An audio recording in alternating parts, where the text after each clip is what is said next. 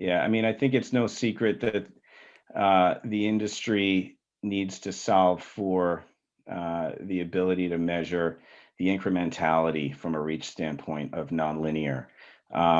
Obviously, Nielsen is a player in that space, and there's other folks involved as well. That I think is the biggest component of being able to talk to clients effectively about making these shifts, about optimizing their demand into nonlinear supply sources, is the ability to prove it out from a reach standpoint.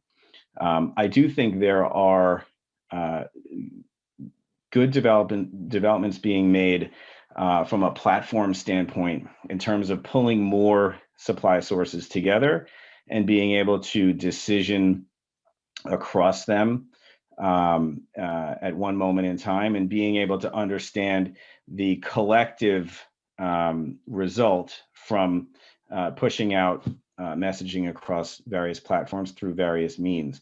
It's by no way an exact science at this point, and I think it's a good problem for us to have as an industry, that we are pushing almost in every case in advance of our ability to prove some of these things out. It just, I think, shows that strategically we're pushing along with the evolution that consumers are driving from a consumption standpoint. We just need to be able to tell that story effectively through data to our clients.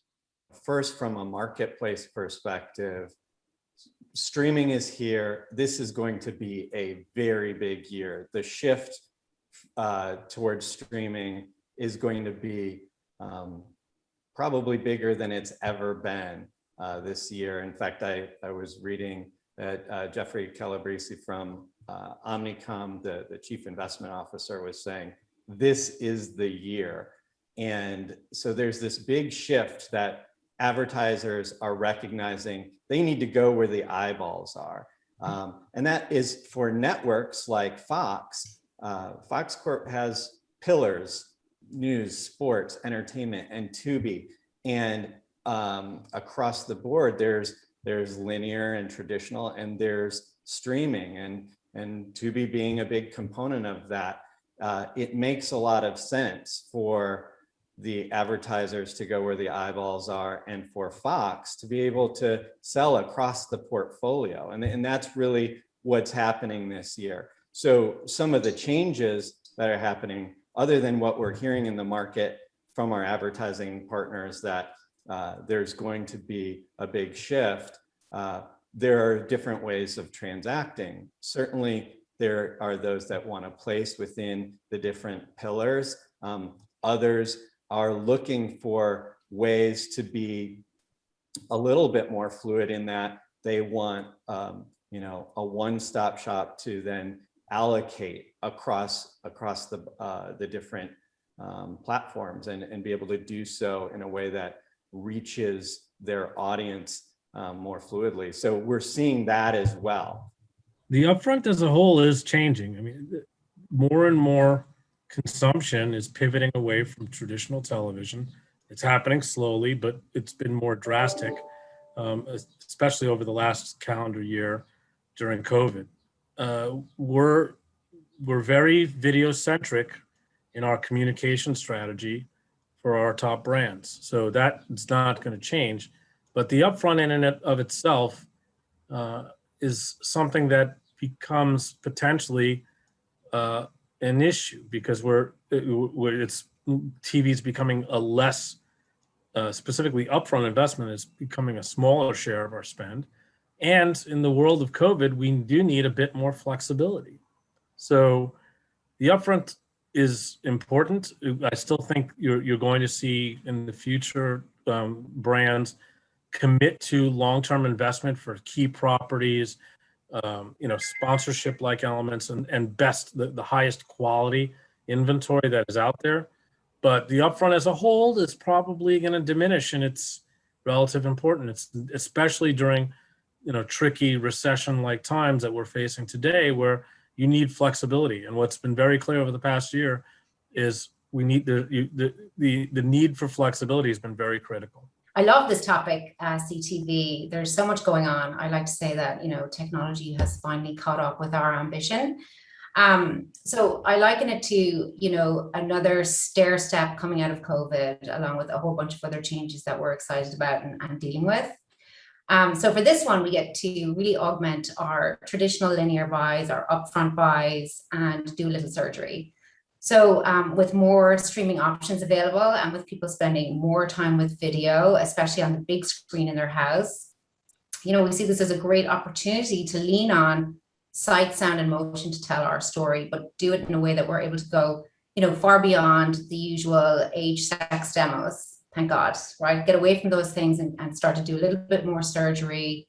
And then that way we can start to, take our messages and bring them to people that are going to appreciate them more, really add value with what we're trying to say, moving us from a lot of our mass advertising and our reliance there to, accessing different types of audiences and learning what they respond to and what they need, and will make us smarter going forward. So we're really, really excited about the opportunity.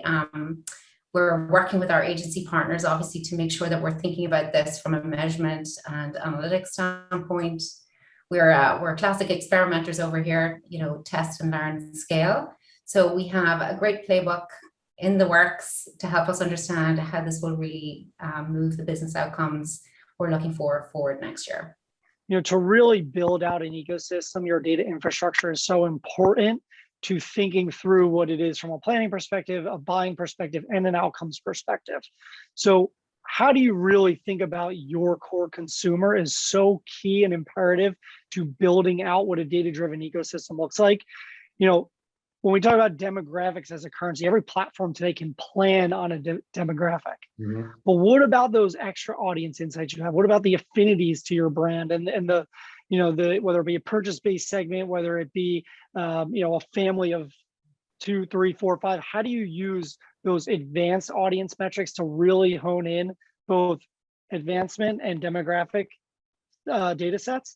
Yeah. Similar to your platforms like the Amobi platform, platforms like Video Amp in the space. There's others out there who allow you to think that way, but I think we've got to hone in and really create a structure with technology as that layer that informs our media ecosystem. And I think from what we've seen early stages as we go to the upfronts, there's a few platforms who are separating themselves from the pack very quickly and are really exciting to work with in this data-driven linear ecosystem that we can't wait to start working with. Optimization in media is really, really important. Every single marketer is under pressure to make the best use of their marketing dollars. And now you have more and more marketers moving towards zero-based budgeting, right, where they really need to justify their spend and how they're putting those marketing dollars to work. Optimization, we feel, is one of the most powerful tools to assure that. A lot of people spend a lot of time talking about measurement, and particularly cross-platform measurement, right? How we can look in the rearview mirror and tell you what happened yesterday.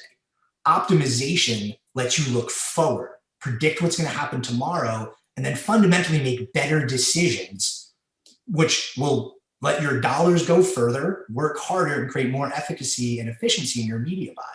Now, the way you do that, that's the million-dollar question, right? There's lots of different ways to do it today. All of it requires data, right? So the more that you can dress inventory and demand with data that better sort of better explains the exchange of value between both demand as well as the inventory, that's the key to it, right? So you want to be able to understand all of your inventory based on how people value it, right? And then you functionally want to be able to use math algorithms and models to ensure that when you have to make a placement choice, right, whether it's a unit or an impression, that you're doing that because you know that that unit or that impression helps achieve whatever that goal is, right? However you're ascribing value, whether that's optimizing to get more impressions, more reach, more outcomes, right? Whether that's foot traffic or sales, that's the magic of optimization.